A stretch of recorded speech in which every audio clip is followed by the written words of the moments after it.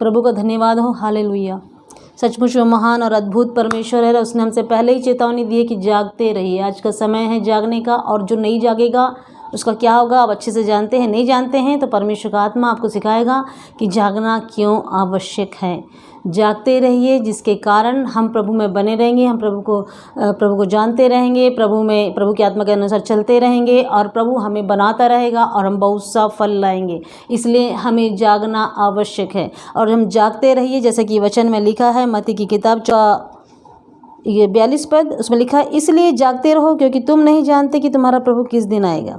और उसके बाद हम पढ़ेंगे 44 पद, लिखा, इसलिए तुम भी तैयार रहो क्योंकि जिस घड़ी के विषय में तुम सोचते भी नहीं हो उसी घड़ी मनुष्य का पुत्र आ जाएगा। उसी घड़ी मनुष्य का पुत्र आ जाएगा। ये प्रभु यीशु मसीह के बारे में लिखा है, और प्रभु यीशु मसीह स्वयं इन बातों को कह गए इस पृथ्वी में जब वे थे, और वो हमें जागते रहने के लिए संदेश दे गए कि हमें जागते रहना है। प्रियो, इन दिनों हम जानते हैं कि संसार की परिस्थितियाँ बिल्कुल विपरीत हैं।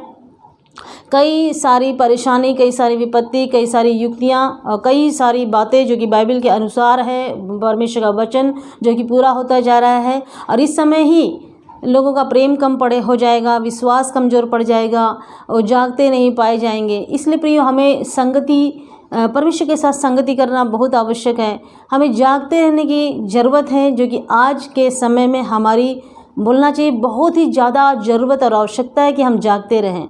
आज बहुत से विषय हम देखते हैं तो लोग विश्वास में कमज़ोर पड़ जा रहे हैं, और वो उसका विश्वास उसके जीवन को उठा नहीं पा रहा है, क्योंकि बाइबल कहती है कि तू विश्वास करेगा तो तेरा उद्धार होगा, विश्वास करेगा तभी तू फल ला पाएगा, और जब विश्वास में हम बने रहेंगे तभी हम फलों में बने रह पाएंगे। इसलिए हमारा जागना जरूरी है। आप हो सकता है बड़े विपरीत कंडीशन में होंगे, हमारे जीवन में कैसी भी कंडीशन क्यों ना हो, लेकिन हमको ये याद रखना है कि हम यहाँ तैयारी के लिए हैं। हमको ये याद रखना है कि हमें तैयार रहना है। हमें याद रखना है कि हमको तैयार होना है। हो सकता है कई लोग तैयार नहीं होंगे कि यीशु मसीह का आगमन निकट है, यीशु मसीह आने वाला है, और हो सकता है वो बाइबल नहीं पढ़ते हैं, प्रार्थना नहीं करते हैं, वो परिस्थितियों में फंसे हुए हैं, उलझे हुए हैं, विवादों में फंसे हुए हैं, कोई बातें छोड़ नहीं पा रहे हैं, कोई ऐसी बातें हैं जो किसी को बोल नहीं पा रहे हैं और उसमें से निकल नहीं पा रहे। तो आज ये अवसर है, ये मौका है, उन सारी बातों को एक तरफ करिए प्रियो। दुनिया एक तरफ और परमेश्वर एक तरफ। हमें ये करना है कि परमेश्वर का वचन हमसे क्या कहता है, परमेश्वर क्यों जागने के लिए कह रहा है और हमें किस लिए जागना है, इन बातों को हमें खोजना होगा। और ये कहाँ से खोजेंगे आप? ये जब तक आप बाइबल नहीं पढ़ेंगे तो कैसे खोज पाएंगे? हमें बाइबल पढ़ना होगा, हमें उसे मनन करना होगा, हमें उसकी आज्ञाओं को मानना होगा, उसके साथ संगति करनी होगी, उसमें बने रहना होगा।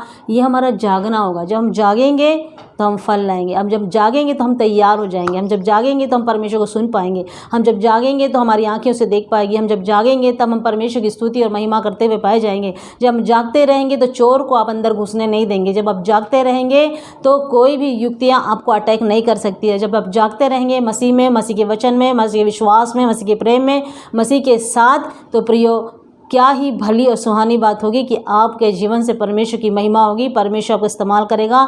परमेश्वर आपको अपनी महिमा के लिए गवाह ठहराएगा और आप एक मसीह में संसार में गवाह ठहरेंगे। आमीन। और निश्चित इन बातों के लिए ही परमेश्वर चाहता है कि हम जागते रहें ताकि यीशु मसीह आए, और जब वो आए बादलों पर, उसका आना तो निश्चित है। वो जब वो आएगा तो हमें हमारा यहाँ से प्रभु के पास जाना बहुत जरूरी। जागते रहने से ही हम मसीह में चल पाएंगे, मसीह में जी पाएंगे और मसीह के लिए एक तेजस्वी कलीसिया बन करके तैयार हो पाएंगे। इसलिए हमें जागते रहना है। आज की सुबह परमेश्वर आप सबको आशीष दे इस वचन के द्वारा, और आप जागृत हो कि हमें जागना है, हमें तैयार होना है, और हम मसीह के दुल्हन हैं, मसीह की कलीसिया हैं। हमें ये तेजस्वी जीवन जीना है ताकि परमेश्वर आप सबके जीवन से, हम सबके जीवन से अपनी महिमा को ले। आइए हम प्रार्थना करें। स्वर्गीय पिताजी, हम धन्यवाद करते हैं कि आज की सुबह आपने हमें फिर से एक बार एक नई सुबह दी। प्रभु, हम आपके साथ संगति में, आपके उपस्थिति में, आपकी सामर्थ्य में, आपके लिए इस्तेमाल होते हुए पाए जाने के लिए, जागते रहने के लिए प्रार्थना करते हैं। प्रभु, हमें जागते रहने की सामर्थ्य प्रदान करें। हमें जागते रहने के लिए लावलीन होने दीजिए। हमें जागते रहने के लिए खुदावन अपना अभिषेक दीजिए।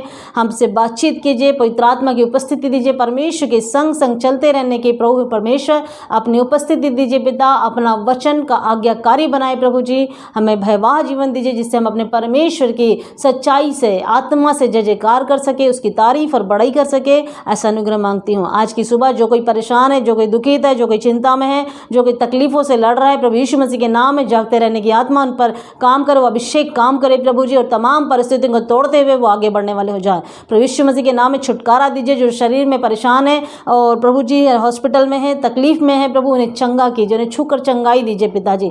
जो बच्चे, जो नौजवान प्रभु जी एग्जाम की तैयारी करें, प्रभु यीशु मसीह के नाम से होने दीजिए, उनकी बुद्धि खुल जाए, समझ खुल जाए, ताकि वो जागते रहें और हर क्षेत्र में उन्हें बढ़ना है ये जान ले क्योंकि मसीह आने वाला है और उन्हें अपने जीवन से अपने परमेश्वर की महिमा को दिखाना है, अपने परमेश्वर को ऊंचा करना है। सो प्रार्थना करती हूँ हर एक को जागते रहने की सामर्थ्य प्रदान करे प्रभु जी।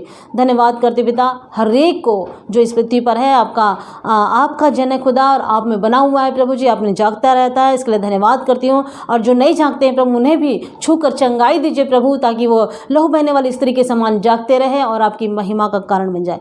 धन्यवाद करती हूँ, सारी आदर महिमा आपको देती हूँ। प्रार्थना सुना यीशु के पवित्र नाम से मांगती हूँ।